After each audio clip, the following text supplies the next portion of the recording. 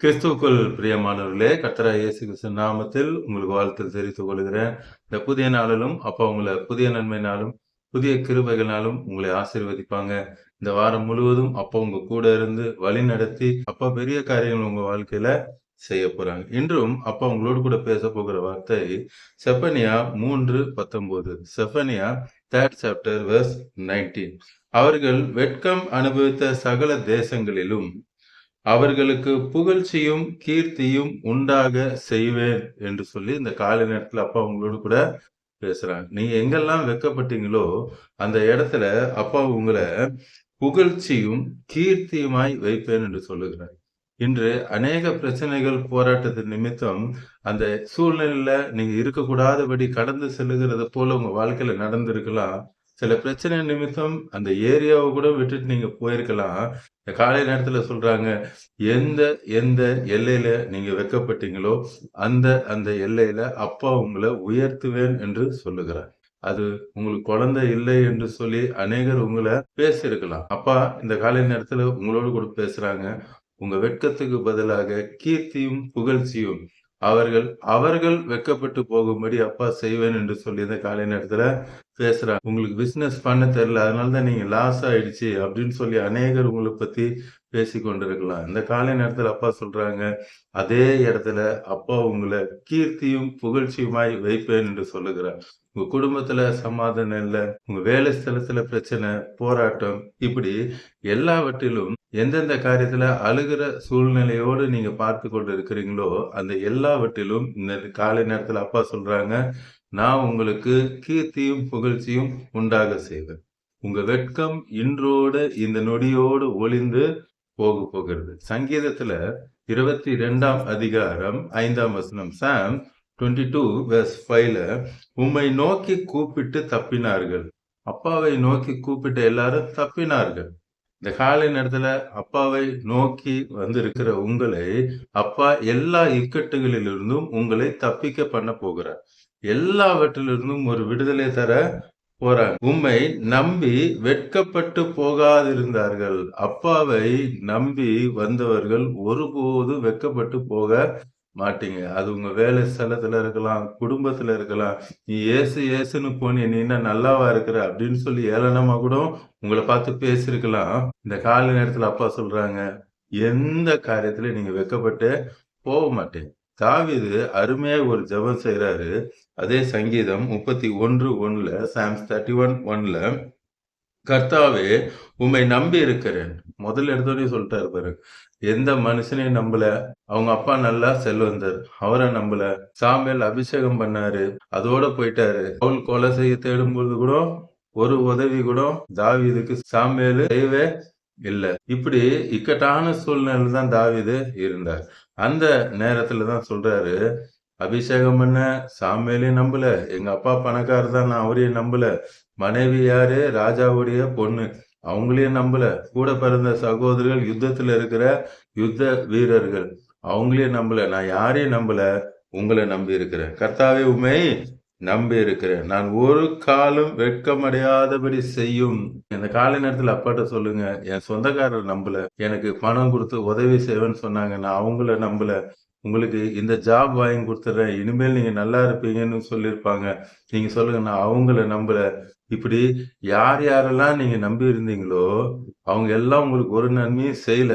அப்படி செய்வேன்னு சொல்லியிருந்தாலும் சிலர் சொல்லுவாங்க, நான் வெளிநாட்டுக்கு உங்களை கூட்டு போயிட்டு உங்களை பெரிய ஆளாக்கிறேன்னு சொல்லி அவங்களுக்கு காசு கொடுத்த ஆள் கூட நீங்க இருக்கலாம். இந்த காலை நேரத்துல அப்பா சொல்றாங்க, நீங்க யாரையும் நம்பாதீங்க. தாவீதை போல சொல்லுங்க, நான் யாரையுமே நம்பல, உங்களை தான்ப்பா நம்பி இருக்கேன்.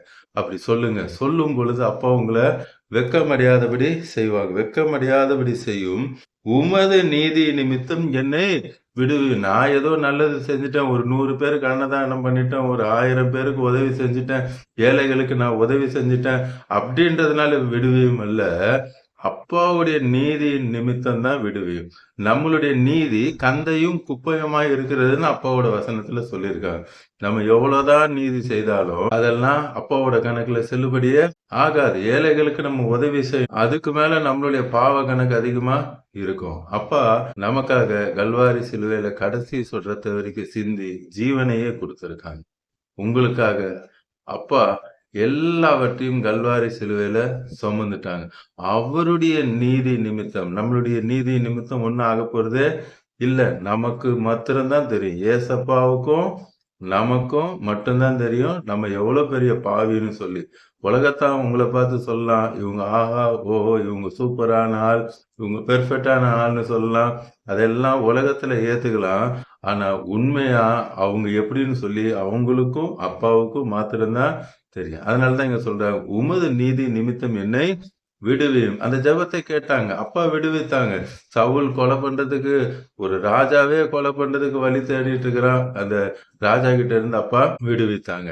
அப்பா தாவீதை ராஜாவாக மாற்றுனாங்க. கடைசியா ஒரு வசனம் பார்த்துட்டு நம்ம ஜெபிக்கலாம். ஏசாயா 49ஆம் அதிகாரம் 25ஆம் வசனம். Isaiah 49th chapter verse 25. பராக்கிரமனானால் சிறைப்படுத்தப்பட்டவர்களும் விடுவிக்கப்படுவார்கள். பராக்கிரமசாலிகள் வந்து அரெஸ்ட் பண்ணாலும் அப்பா உங்க கூட இருந்தா விடுவிக்கப்படுது. இன்னைக்கு இந்த உலகத்துல இருக்கிற மக்கள் அவங்க பணத்துல பெரிய ஆளா இருக்கலாம், மற்ற காரியத்துல அவங்க பெரிய ஆளா இருக்கலாம். உங்களுக்கு ஆள் பலமோ பணபலமோ இல்லாம இருக்கலாம். இந்த காலை நேரத்துல அப்பா உங்களை பார்த்து தான் சொல்றாங்க, அவங்க கிட்ட எல்லாம் இருக்கும், நீ அதை பத்தி எல்லாம் கவலைப்படாத, உன்னுடன் நான் இருக்கிறேன். அந்த சராசரங்களை படைத்த தேவன் உங்களோடு கூட இருக்கிறார். அவர் எல்லாவற்றிலிருந்து விடுவிப்பேன் என்று சொல்லுகிறார். அடுத்து பலவந்தனால் கொள்ளையிடப்பட்டவனும் விடுதலையாக்கப்படும். எல்லாவற்றிலிருந்து இந்த காலை நேரத்துல உங்களுக்கு விடுதலை தருவேன் என்று சொல்லுகிறார். அவர் விடுவிக்கிற தேவனர். உங்க வெட்கத்திலிருந்து உங்களை மகிமையான ஸ்தானத்துக்கு தேவன் இந்த காலை நேரத்துல அழைத்து கொண்டு போறாரு. அதிலே பாருங்க, உன்னோடு வழக்காடுகளோடு நான் வழக்காடி உன் பிள்ளைகளை ரட்சித்துக் கொள்ளுவேன். உன்னோட வழக்காடுகிறவர்களோட நான் வழக்காடி உன் பிள்ளைகளை ரட்சித்துக் கொள்ளுவேன் என்று சொல்லுகிறார். இந்த காலை நேரத்துல சொல்லுங்க, அப்பா நான் உங்களை தான்ப்பா நம்பி இருக்கேன். அவங்க மூலமா சோர்ஸ் வரும், இவங்க மூலமா சோர்ஸ் வரும், இவங்க உதவி செய்வாங்க, நான் மேல போயிடுவேன், இனிமேல் நல்லா இருப்பேன், அப்படிலாம் இவ்வளவு நாள் நினைச்சது தவறுதான், என்னை மன்னிங்க. தாவீதை போல இப்ப நான் சொல்றேன்ப்பா, உங்களை மட்டும்தான் நம்பி இருக்கேன், உங்களால தான் என்னை உயர்த்த முடியும் நான் நம்புறேன் அப்படின்னு சொல்லுங்க. இப்ப நம்ம ஜெபம் பண்ண போறோம். கல்வாரி சிலுவை நோக்கி பார்க்க போறோம். இன்றைக்கு உங்க எல்லா வெட்கத்தையும் மாற்றி அப்பா உங்களை மகிமையாக வைக்க போகிறாங்க. இப்பொழுதும் கண்களை மூடி கல்வாரி சிலுவை பார்க்கலாமா? அன்பின் பரலோக தகப்பனே, இந்த காலை நேரத்துல உங்களுடைய பிள்ளைகளோடு கூட பேசுனீங்கப்பா. இப்பொழுதே உங்களுடைய வல்லமை பார்த்து கொண்டிருக்கிற கோடிக்கணக்கான உங்களுடைய பிள்ளைகள் மேலே இறங்குகிறதற்கு பார்த்து கொண்டிருக்கிற எல்லாருக்கும் அற்புதங்களை செய்கிறேன். அவர்கள் யாருக்காக ஜெபிக்கிறார்களோ, உறவினர்களுக்காக, பிள்ளைகளுக்காக, பெற்றோர்களுக்காக, யாருக்காக அழுது கொண்டு இப்பொழுது ஜெபித்து கொண்டு இருக்கிறாங்களோ, இப்பொழுது அவர்கள் மேலே உம்முடைய வல்லமை இறங்கி அற்புதத்தை செய்கிற, மரித்தோரை உயிரோடு எழுப்புகிற அந்த வல்லமை இறங்குகிறதற்காக, கர்த்தருடைய ஜீவன் இறங்குகிறதற்காக, இந்த நொடியே அவர்கள் உயிரடைகிறதற்காக, உங்களுடைய தெய்வீக சுகம் அவர்களுக்குள்ள இறங்கி இருக்கிறதற்காக நன்றி அப்பா. இதனுடைய நீர் அற்புதத்தை செய்கிறேன். உங்களுடைய அக்கினி இப்பொழுதே இறங்கி கொண்டிருக்கிறதற்காக எல்லாருக்கும் தெய்வீக சுகத்தை நீர் தருகிறீரப்பா. எல்லா மந்திர தந்திர செய்வினை கிரியைகள் இப்பொழுதே உங்களுடைய அக்கினினால் சுட்டரித்து போடுகிறதற்காக எல்லாவற்றிலிருந்தும் பரிபூர்ண விடுதலை உங்களுடைய பிள்ளைகளுக்கு தருகிறீரப்பா. இன்னும் எந்தெந்த காரியத்துல வெட்கப்பட்டு விட்டேன் என்று சொல்லி உங்களுடைய பிள்ளைகள் வேதனையோடு பாக்குறாங்களோ, இன்றைக்கு அந்த வெட்க சூழ்நிலைகளை மாற்றி நீரே உங்களுடைய பிள்ளைகளுக்காக வழக்காட இறங்கி இருக்குது. அவர்களுக்கு அற்புதத்தை செய்கிறேன். குருடர்கள் பார்வையடைகிறதுக்காக, செவிடர்கள் கேட்கிறதற்காக, முடவர்கள் நடக்கிறதற்காக பிசினஸை ஆசீர்வதிக்கிறீரப்பா. பொருளாதாரத்துல உயர்த்துகிறது. கடன் நிமித்தம் வந்த அவமானம் வெட்கத்தை மாற்றுகிறது. குழந்தை இன்மை என்கிற அந்த வெட்கம் அவமானத்திலிருந்து மாற்றுகிறது. திருமணம் நடக்காமல் தடைப்பட்டு போயிட்டு அந்த வெட்கம் அவமானத்திலிருந்து நீர் மாற்றுகிறது. குடும்பத்துல சமாதான குறைச்சல் நிமித்தம் குடும்பமே ஒரு ஏளனமாய் பார்த்த அந்த சூழ்நிலையிலிருந்து இப்பொழுது மாற்றி அந்த குடும்பத்திலேயே உங்களுடைய பிள்ளைகளை மகிமையான ஸ்தானத்தில் நீர் வைக்கிறதுக்காக நன்றி. இப்பொழுதும் என்னென்ன ஜெப குறிப்போடு உங்களுடைய பிள்ளைகள் பார்த்து கொண்டிருக்கிறாங்களோ எல்லாவற்றையும் நீங்க அருள் செய்து ஒவ்வொருவரையும் பேர் பேராக நீங்க தொட்டு ஆசீர்வதிக்கிறீங்கப்பா. பார்த்து கொண்டிருக்கிற கோடிக்கணக்கான உடைய பிள்ளைகளை ரட்சித்து அவர்கள் குடும்பத்தை ரட்சித்து இந்த வாரம் முழுவதும் உடைய கரம் அவர்களோடு கூட இருந்து வழி நடத்த போகிற தயவுக்காக நன்றி. ரட்சகர் மீட்பெரும் பரிசுத்தருமான கர்த்தராகிய இயேசு கிறிஸ்து நாமத்தில் ஜெபிக்கிறேன் ஜீவனுள்ள நல்ல பிதாவே. ஆமென், ஆமென். தொடர்ந்து பாருங்க, அப்பாவோட வார்த்தையை கேளுங்க, அநேகருக்கு ஷேர் பண்ணுங்க, எல்லோரும் ரட்சிக்கப்படட்டும். ஆசீர்வதிக்கப்படட்டும். உங்களுக்கு ஜெப குறிப்பு இருந்தா கமெண்ட்ஸ்ல போடுங்க. உங்களுக்காக நான் ஜெபிப்பேன். கர்த்தர் உங்களை ஆசீர்வதிப்பாராக. God bless you. Praise the Lord.